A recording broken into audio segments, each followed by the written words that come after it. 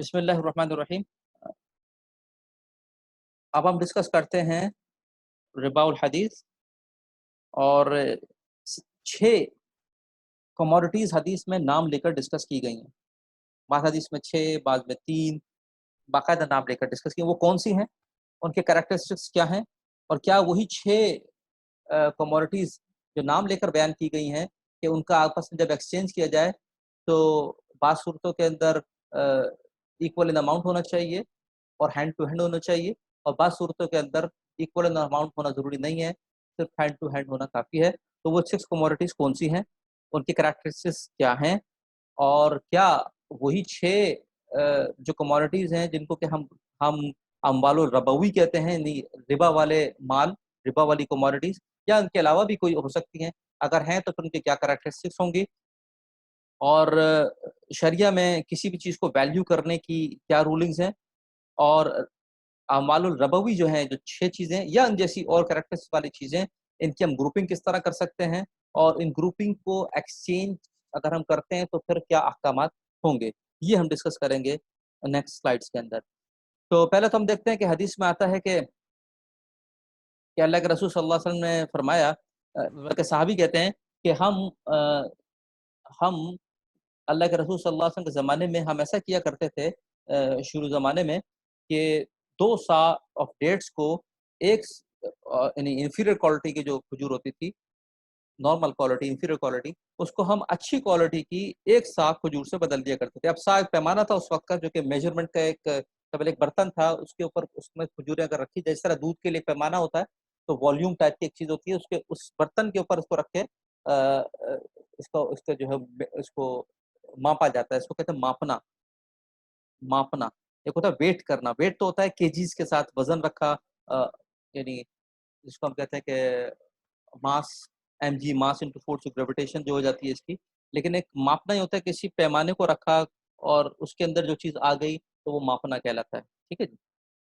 तो वो सा एक पैमाना था, मोस्ट प्रोबब्ली ये पौने 2 शेर के बराबर था, पौने 2 विके, just for rough rough idea हम समझ सकते हैं, फॉर एग्ज़ाम्पल पौने 2 केजी के बराबर था। पौने 2 केजी यानी केजी में 2 केजीज़ में से तकरीबन उसका 1/4 कम कर लें। ठीक है जी? पौने 2 केजी,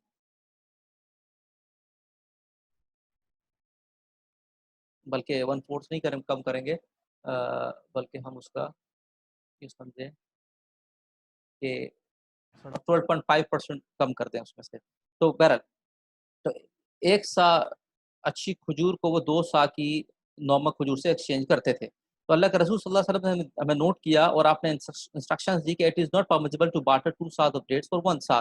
क्या आप अच्छी खजूर को कमतर खजूर के साथ एक्सचेंज को कमती ज़्यादती के साथ ना करो। बल्कि असल में अल्लाह के रसूल सल्लल्लाहु अलैहि वसल्लम की इंस्ट्रक्शन ये थी, हज़रत बिलाल रज़ियल्लाहु अन्हु को भी और एक और सहाबी को भी आपने फरमाया कि अगर तुम्हें अच्छी खजूरें खरीदनी है, ठीक है? और उसको तुम्हारी इंफीरियर क्वालिटी की खजूर चाहिए, तो तुम उससे उनसे करेंसी पे खरीदो। तुम जितने पैसों की बनती है उसको खरीदो, दिरहम, दिनार या पैसे, तो उस एतबार से, करेंसी के एतबार से उसकी चीज़ खरीद लो और वो तुम्हारी चीज़ खरीद ले। तो इसके अंदर रिबा का शायबा नहीं है कि किसी के साथ ज़्यादती होगी। जबकि अगर कमोडिटी को एक्सचेंज करते हो तो फिर किसी एक के ऊपर ज़्यादती हो सकती है।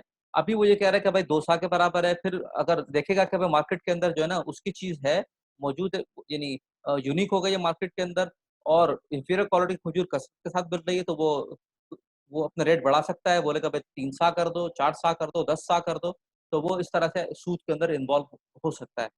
ठीक है? तो अगर तुम अपनी करेंसी पे खरीदोगे तो तुम्हें ऑप्शन होगा, तुम अपनी मर्ज़ी पे ले सकते हो, और वो करेंसी पे खरीदेगा तो इसके अंदर सूद के में दाखिल होने के इम्कानात नहीं रहेंगे। तो आपने फरमाया कि ऐसा ना करो कि अच्छी खजूर को कमतर खजूर के साथ इस तरह से एक्सचेंज ना करो, बल्कि करेंसी के साथ तुम खरीदो, करेंसी के साथ वो खरीदे।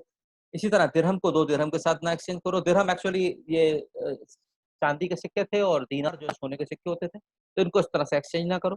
बल्कि आपने फरमाया कि अगर ऐसा तुम करना ही चाहते हो, एट एनी कॉस्ट तुम यही चाहते हो, कमोडिटी को एक्सचेंज करोगे और कमोडिटी भी सेम है, जैसे जैसे सिल्वर है या जैसे डेट्स हैं, तो फिर याद रखो कि दोनों तरफ इसके इसके अमाउंट को बराबर कर दो, कमती ज़्यादती ना करो।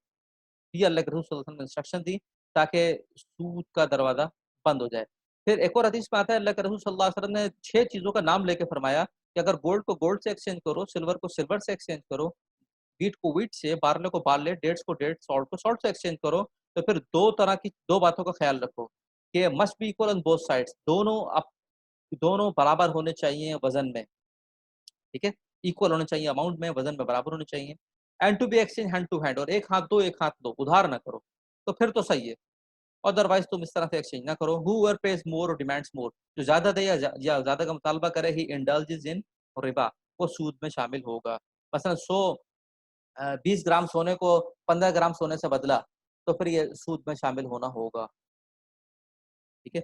क्वालिटी का एतबार नहीं है, इसलिए क्वालिटी का एतबार हो रहा होता तो फिर आप वज़न करके चीज़ को ना बेचते।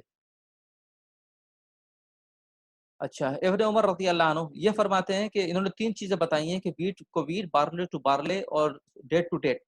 जब भी इनको आपस में एक्सचेंज करोगे सेम कमोडिटीज़ के साथ, तो फिर 2 शर्तें हैं, हैंड टू हैंड एक्सचेंज करोगे और किसी तरफ भी एक्सेस नहीं होना चाहिए। अगर एक्सेस हो गया तो फिर ये सूद हो जाएगा। अच्छा, अब अमवाल रबवी हदीस के अंदर जो 6 चीज़ें बताई गई हैं, gold, silver, wheat, barley, date and salt, ठीक है? और हमने देखा पिछली हदीस में ये वाली इब्न उमर रज़ी अल्लाह अन्हु के यहाँ पे 3 चीज़ें बताई, अ, व्हीट, बार्ले एंड डेट्स।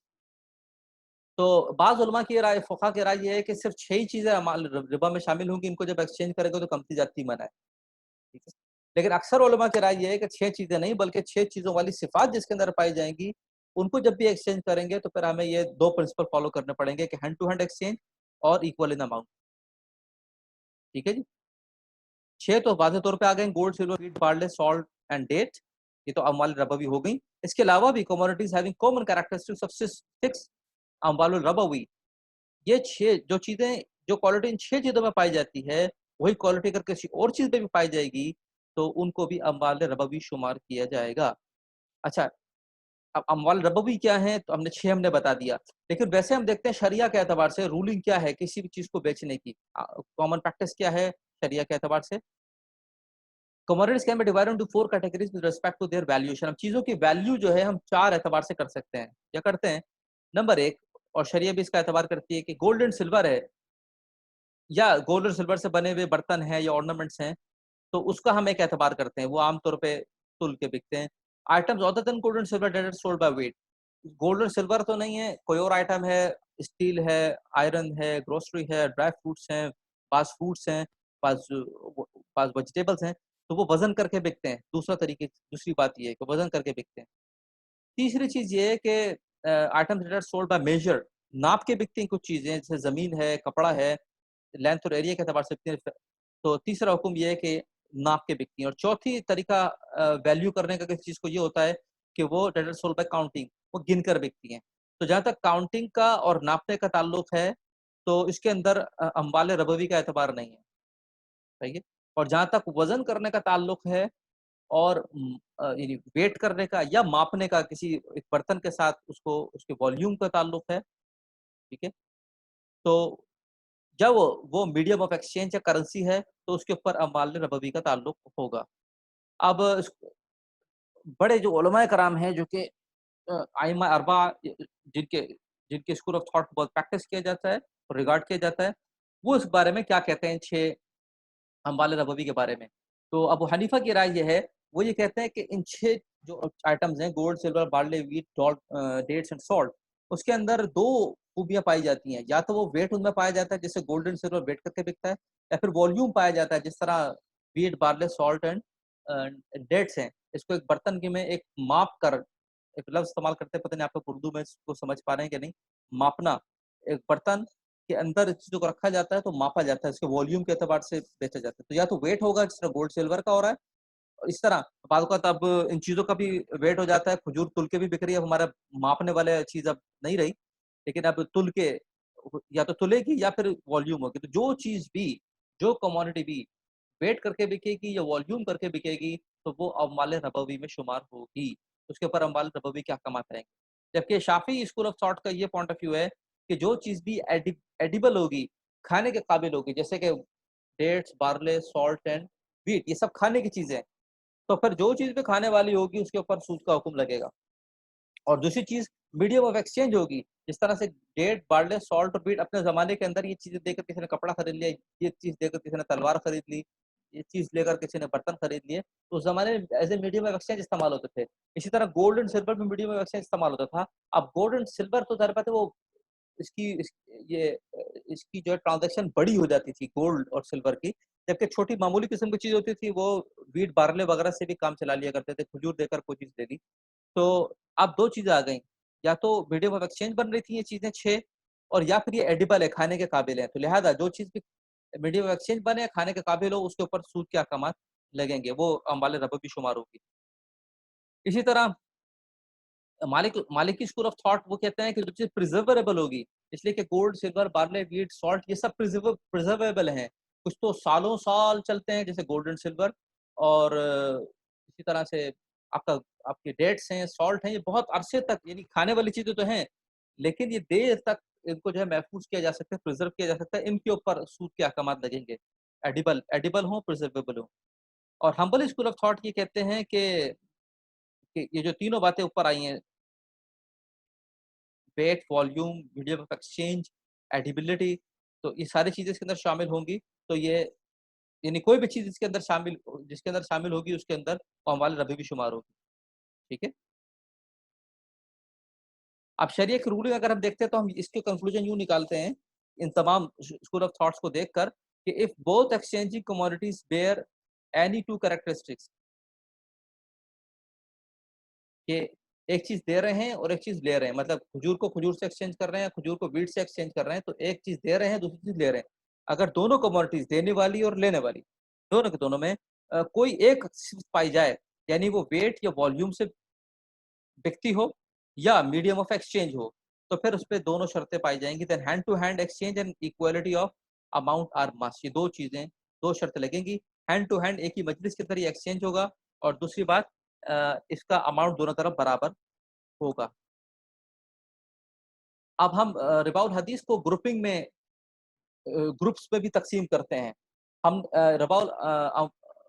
اموال الربوی can be categorized into 2 groups. ہم 2 گروپ میں تقسیم کرتے ہیں. ایک گروپ میں لاتے ہیں گولڈ اینڈ سلور کو, اور دوسرے گروپ میں, چونکہ یہ کھانے والی چیز نہیں ہے گولڈ اینڈ سلور, بلکہ یہ جب سے گولڈ اینڈ سلور کو وجود ملا ہے, جب سے انسانوں نے ہوش سنبھالا ہے, گولڈ اینڈ سلور یہ میڈیم آف ایکسچینج رہا ہے, اور آج تک میڈیم آف ایکسچینج رہا ہے. ٹھیک ہے. ایک زمانے میں جو کرنسی ہوتی تھی اس کے بیک پر بھی گولڈ اینڈ سلور ہوتا تھا. ایک زمانے میں جو سکے بنتے تھے, جو کرنسی بنتی تھی, اس کے اندر گولڈ کی ایک پرسنٹیج یا سلور کی, پہلے تو پیور گولڈ, پیور سلور ہوتا تھا, اس کے بعد ایک پرسنٹیج ہوتی تھی. مثلا ایک سکہ ہے تو اس کے اندر مثلا 10% گولڈ ہوتا تھا, جو ریپرزینٹ کر رہا ہوتا تھا کہ اتنے کا سکہ ہے.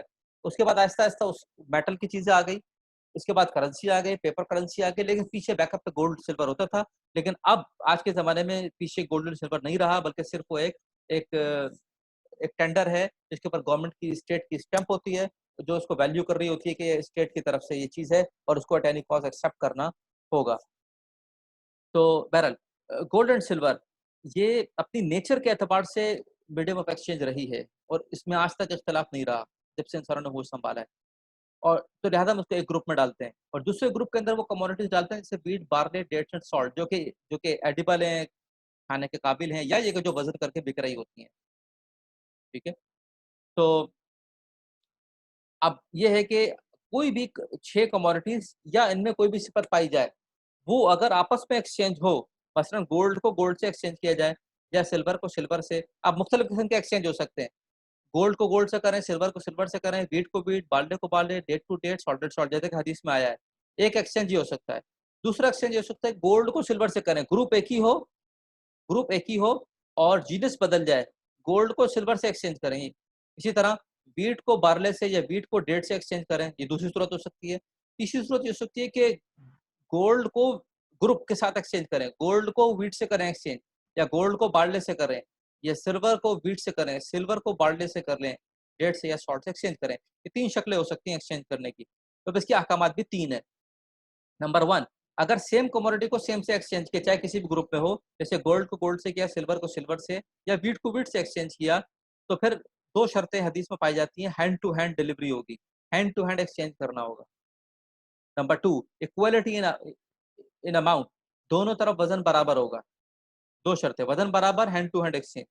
اور اگر گروپ سیم ہے اور کموڈیٹیز ڈفرینٹ ہیں، گولڈ کو سلور سے ایکسچینج کر رہے ہیں، گروپ ایک ہی ہے لیکن آپس میں دو ڈفرینٹ کموڈیٹیز کو ایکسچینج کر رہے ہیں، یا ویٹ کو ڈیٹ سے ایکسچینج کر رہے ہیں، تو پھر احکامات کیا ہوں گے کہ ہینڈ ٹو ہینڈ ایکسچینج ضروری ہوگا. البتہ ایکوالٹی ناٹ نیسیسری.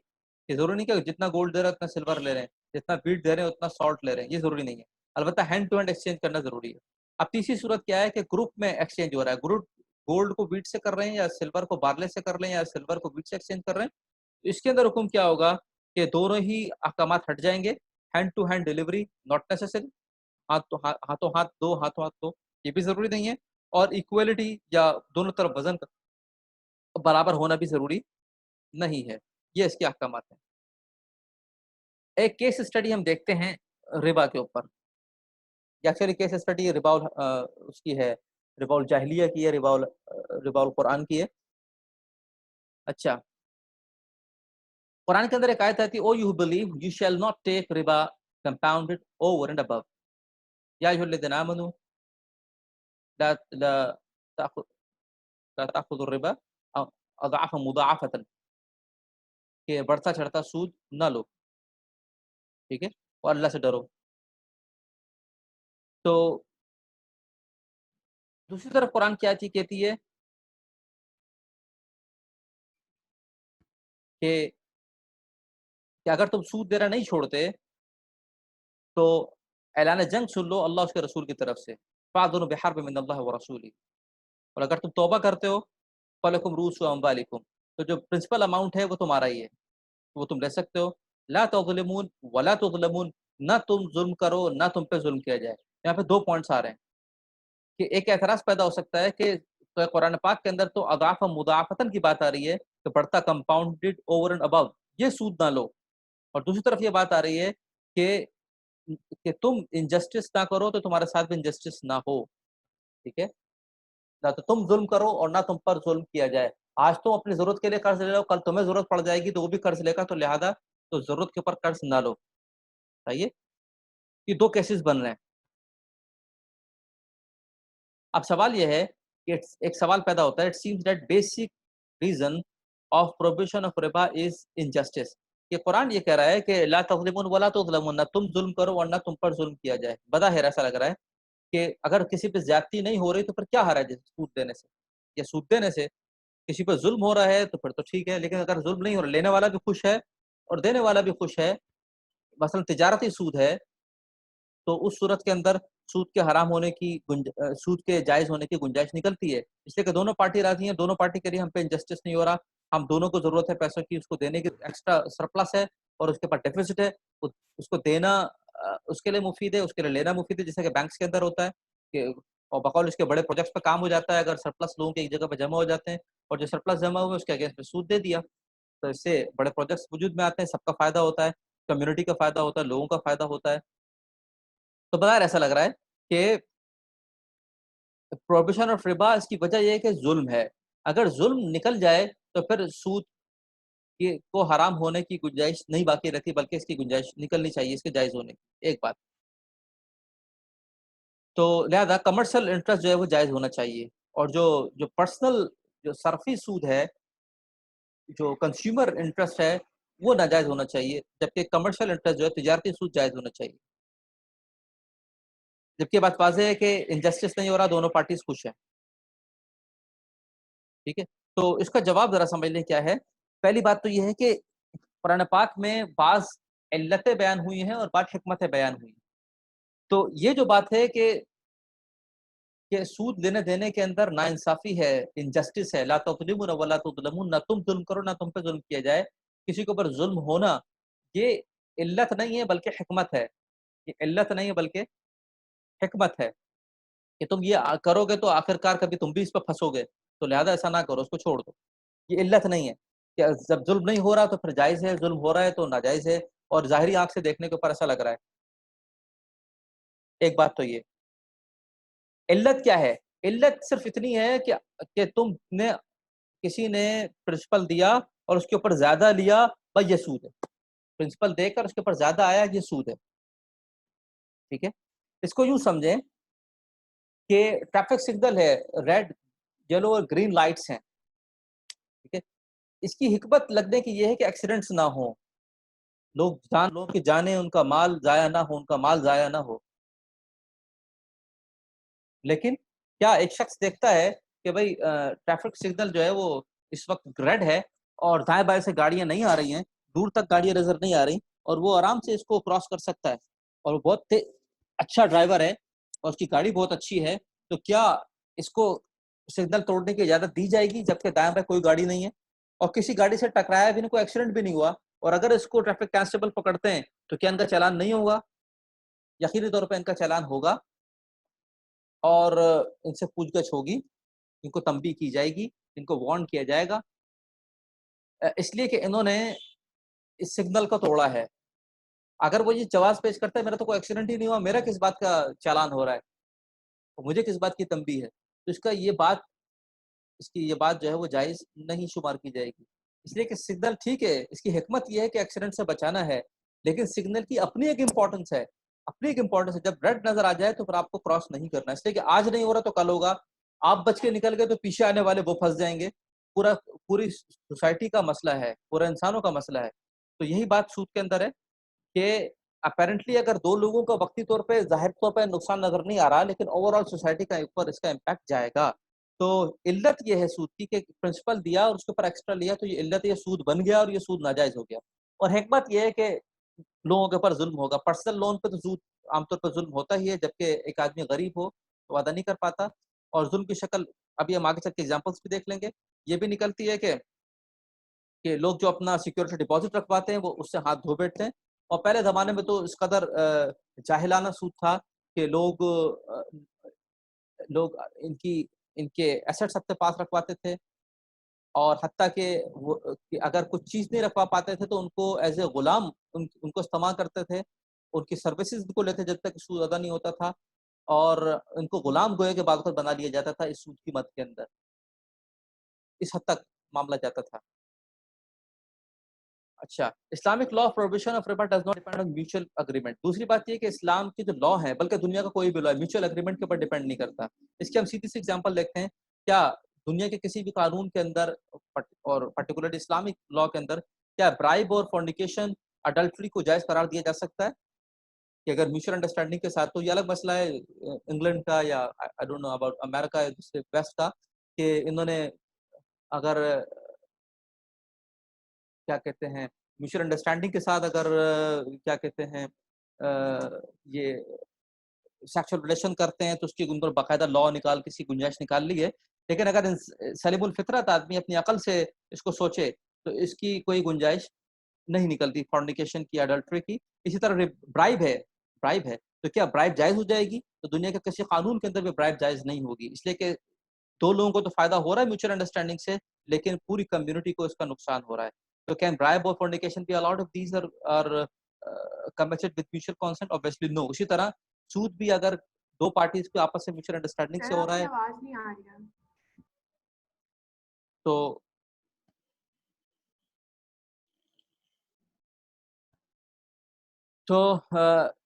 اس وجہ سے جائز نہیں ہوگا. اگلی بات کمرشل انٹرسٹ، جس کی یعنی جو مسلم ایرا ہے، پرافٹ محمد صلی اللہ علیہ وسلم کے آنے کے بعد جو اسلامک ایرا ہے اسٹارٹ ہوتا ہے، اس میں بھی لوگوں نے کافی گنجائش نکالی ہے کہ ٹھیک ہے پرسنل لون جو ہے اس کے اوپر سود نہیں ہونا چاہیے، یا ایٹ لیسٹ اس کو کیپ ہونا چاہیے. یہ میں نے تھوڑی سی آپ کو ہسٹری میں جھلک دکھائی، آگے کچھ تفصیل زیادہ آ جائے گی. البتہ تجارتی سود کو کرسچنڈم کے اندر بھی اور جوڈائزم کے اندر بھی جو ان کی جو رین تھی، تو انہوں نے ہر ممکن کوشش کی کہ اس کو جائز قرار دیا جائے، اور اس کو جو ان کے پریسٹ تھے اس کو ہر حد تک روکتے رہے اور پینلٹیز بھی لگاتے رہے، اور عوام کے اندر بھی ایک گرج تھی اور ان کو قابل نفرت چیز سمجھی جاتی تھی. لیکن آخر کار جب یہ آپ کا انڈسٹریل ریولوشن آیا اور بینکنگ سسٹم آیا اور جو لوگوں نے اپنے سرپلس بلیک اسمتھس کے پاس جمع کرانا شروع کیے، اور پھر اس سے ایک ریولوشن آیا، لوگ ایگریکلچر کے اوپر جو فوکس تھا وہاں سے نکل کر انڈسٹری کی طرف آئے. اس کے لیے ان کو کیپٹل کی ضرورت پڑی، اور کیپٹل سے پھر یہ پروڈکشن کی طرف جب آ گئے تو پھر اس وقت ان کی ساری قوت ٹوٹ گئی. دوسری بات یہ کہ جو जो क्रिश्चियन जो पॉपिज़्म था, उसके ऊपर भी बहुत क्रिटिसिज़्म हो गया। उस और वहीं पर ही जो है आपके जो है जो कैथोलिक के ऊपर बहुत एतराज़ात आए चर्च पे, और जो आपकी प्रोटेस्टेंट्स जो हैं, तो मार्टिन लूथर और कैल्विन, इनकी तहरीकों ने ज़ोर पकड़ा, और तो वो कमज़ोर हो गए।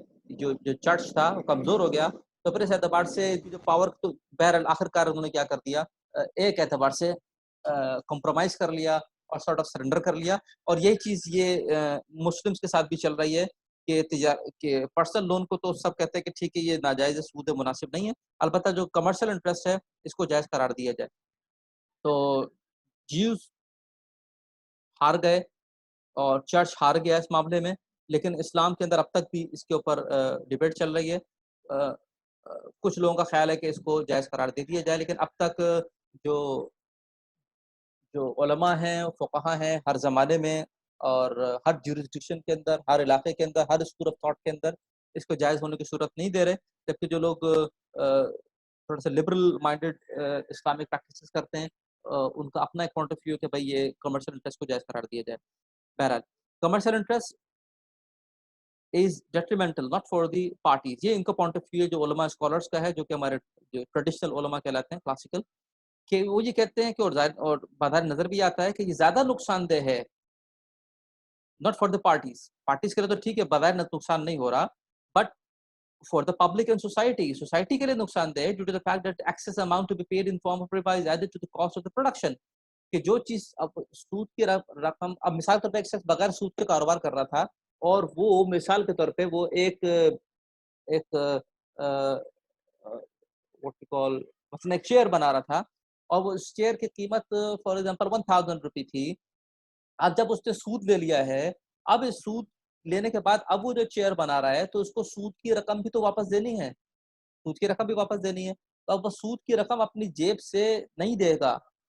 सूद की रकम अपनी जेब से कभी भी नहीं देगा, बल्कि इस रकम को, जिस तरह अपने यूटिलिटी बिल्स को अपनी कॉस्ट के अंदर ऐड करता है वो, बिजली का बिल, गैस का बिल, फलाँ बिल, रेंट, एवरीथिंग, अपनी लेबर, उसको अपनी कॉस्ट के अंदर ऐड करता है। इसी तरह से वो सूद की रकम को भी अपनी कॉस्ट के अंदर ऐड करेगा, जिससे इसकी प्राइस बढ़ जाएगी और इन्फ्लेशन होगा। और जो कंज्यूमर है, तो अगर तो वो वेल ऑफ है, वो तो खरीद लेगा, और जो वाक़ईतन नीडी है, जिसको ज़रूरत है, तो फिर वो उसको खरीदने के अंदर मुश्किल में आएगा। और एक्चुअल में दूसरा आदमी जो कि वेल ऑफ है, उसका अपना एक अलग बिज़नेस है। इसका चेयर का बिज़नेस है, उसका फॉर एग्ज़ाम्पल कपड़े का बिज़नेस है या शूज़ का बिज़नेस है, तो वो अलग अपना सूद लेकर इसको बराबर कर लेगा, जितना भी इन्फ्लेशन आएगा। अलबत्ता जो कंज्यूमर है, जो कमज़ोर तरीन सोसाइटी के लोग हैं, जो कि हैंड टू माउथ हैं, ठीक है? जिनका ब्रेड एंड बटर का मसला है, आखिरकार वो कहाँ से सूद देंगे? उनका तो अपनी एक लेबर है, लेबर के वो पैसे उनके पास, मतलब मज़दूरी के पैसे आते हैं, कमज़ोर तरीन सोसाइटी के आप लोग हैं, तो आखिरकार जो सूद निकलेगा, वो गाड़े पसीने की कमाई से निकलेगा, गरीबों की। तो ये लोग जो सूद देंगे, तो वो कपड़े वाले के पास भी और चेयर वाले के पास भी और शूज़ शूज़ वाले के पास भी, जो कंज्यूमर एक्चुअली, उसकी जेब से ये सूद के पैसे निकल कर ये अ, जो क्रेडिटर है, उसकी तरफ को जाएँगे। तो लिहाज़ा ये उससे ज़्यादा बुरी चीज़ है। जो कि एक पर्सनल लोन तो 2 लोगों के दरमियान में होता है, लेकिन कमर्शियल लोन ये पूरी सोसाइटी के ऊपर इम्पैक्ट करता है। हम इसका इम्पैक्ट भी देख लेंगे अभी आगे चल के। Since this transaction not only affect borrower but also harm those customer who avoid riba based transaction, ये borrower को तो इफेक्ट कर रहा है, लेकिन ऑब्वियसली borrower को भी इफेक्ट कर रहा है। फॉर एग्जांपल एक और इसने मिल लगाई, एक फैक्ट्री डाली, एक और यूनिट इसने खोला, और वो यूनिट फेल हो गया, ठीक है? मसलन इसने 50 लाख रुपए लिए और वो यूनिट फेल हो गया। अब इसको ये 50 लाख रुपए तो अदा करने ही होंगे, नहीं तो जो इसने सिक्योरिटी रखवाई हुई है, वो इसके हाथ से जाएगी, उसका लॉस होगा। एक तो ये बात है। बोरोवर तो ये नुकसान है। लेकिन अगर वो चीज़ फ्लोरिश कर गई, चल पड़ी, तो ये बोरोवर ये सूद की रकम और प्रिंसिपल अमाउंट ये अपनी जेब से नहीं देगा। कम से कम प्रिंसिपल अमाउंट तो अगर दे दे ये, लेकिन सूद की रकम कभी भी अपनी जेब से नहीं देगा, बल्कि इसको अपनी प्रोडक्शन के अंदर इसको ऐड करेगा। और चूँकि सोसाइटी के कमज़ोर तरीन लोग और स्पेशली कंज्यूमर की जेब से निकल कर ये क्रेडिटर की जेब में जाएगा। ठीक है? जो नहीं लेना चाहते सूद, वो असल में सूद दे रहे होंगे। ये बोरोवर बीच में से खाली एक एक मीडियम का रोल प्ले करेगा। और दूसरी सूरत के अंदर अब 2 सूरतें हो सकती हैं, जिससे बोरोवर ने जे यानी अ, इसने तिजारती सूद लिया, ठीक है? कमर्शियल लोन लिया। تو یا تو اس کی چیز فلورش کرے گی، ٹھیک ہے، 50 لاکھ سے ہو سکتا ہے کہ چیز چل پڑے اس کی اور وہ 50 کروڑ کے ایسٹس اس کے ہو جائیں، اس کی آنرشپ میں آ جائے، اور کریڈٹ جو تھا اس کو وہی معمولی سی سود کی رقم ملے گی، ایک اعتبار سے اس کے اوپر بھی ظلم ہوا۔ اور دوسری صورت یہ ہوگی کہ اگر یہ اس کا فلاپ کر جاتا ہے سارا سیٹ اپ یونٹ، تو پھر اس کو پرنسپل بھی دینا ہوگا اور سود کی رقم بھی دینی ہوگی، اور نہیں ادا کرے گا تو اپنی چیز سے سیکورٹی سے ہاتھ دھو بیٹھے گا، ٹھیک ہے، اور مشکل میں آ جائے گا۔ اور تیسری بات یہ ہے کہ یہ پیسے جو ہے وہ جو سوسائٹی کے کمزور ترین لوگ ہیں ان کی جیب سے نکلیں گے جب یہ پروڈکشن پر یہ آئے گا۔ تو لہٰذا دیر آر مینی ریزنس، اس وجہ سے جو ہے نہ تو تجارتی سود کی اسلام میں اجازت ہے اور نہ صرفی سود کی اجازت ہے۔ اور اگر قرآن پاک کی آیت کو بھی دیکھتے ہیں تو ہمیں وہ آیت نظر آتی ہے کہ لوگوں نے جو اعتراض کیا تھا، احل اللہ البیع وحرم الربا، کہ اللہ نے فرمایا کہ اللہ نے تجارت کو حلال کیا ہے، سود کو حرام کیا ہے، تو تجارت کو سود کے ساتھ لے کر آئیں، ٹھیک ہے، قرض کے ساتھ لے کر نہیں آئے کہ جو انفرادی قرض ہے، کسی کا شخصی قرض ہے اس کے اوپر لے کر نہیں آئے، بلکہ اللہ رب العزت احل اللہ البیع وحرم الربا لے کر آئے کہ اللہ نے تجارت کو حلال قرار دیا ہے، سود کو حرام قرار دیا، یعنی کموڈٹی کو بیچ کر پروفٹ لینا جائز قرار دیا ہے، پیسے کو بیچ کر یا پیسے کو کرائے پر دے کر پرنسپل کو محفوظ رکھتے ہوئے اوپر سود کی رقم لینا اس کو ناجائز قرار دیا ہے۔ تو قرآن پاک میں اشارہ تجارتی سود کی طرف ہے، اور لوگوں کا اعتراض بھی یہی تھا کہ بِأَنَّهُمْ قَالُوا إِنَّمَا الْبَيْعُ مِثْلُ الرِّبَا، تجارت بھی تو سود کی طرح ہے، تو لہذا تجارت کو بھی حرام ہونا چاہیے۔ تو لہذا یہاں سے واضح بات ہوتی ہے کہ یہ بات محض کنفیوژن ہے اور غلط فہمی ہے کہ تجارتی سود کی گنجائش نکل سکتی ہے۔ تو اب اسلام اس کے اوپر کیا یعنی پنشمنٹ دیتا ہے سود کے اوپر، تو دیکھا جائے تو قرآن و حدیث کے اندر واضح طور پہ اسٹریٹ فارورڈ کوئی حکم نہیں ہے، جس طرح کہ اڈلٹری کے اندر یعنی زنا یا چوری کے اوپر احکامات ہیں کہ تہمت لگانے کے اوپر احکامات ہیں، اتنے کوڑے لگیں گے، یا شادی شدہ جوڑا ہے اس نے جو ہے وہ انلیگل ریلیشن قائم کیا تو اس کے اوپر جو اسٹوننگ کی سزا ہے، یا چوری کے اوپر سزا ہے، اس طرح کے جو واضح احکامات قرآن پاک میں موجود ہیں، تو ایسے احکامات سود سے متعلق نہیں ہیں۔ البتہ اس کو چھوڑا گیا ہے کہ جو شریعہ کے جو ججز ہیں اور جو کورٹس ہیں وہ خود سچویشن کے اعتبار سے، اس ٹائم کے اعتبار سے، اس کی سیویئرنس کے اعتبار سے ان کے اوپر جو قسم کی پینلٹی جو لگانی ہو وہ لگائیں۔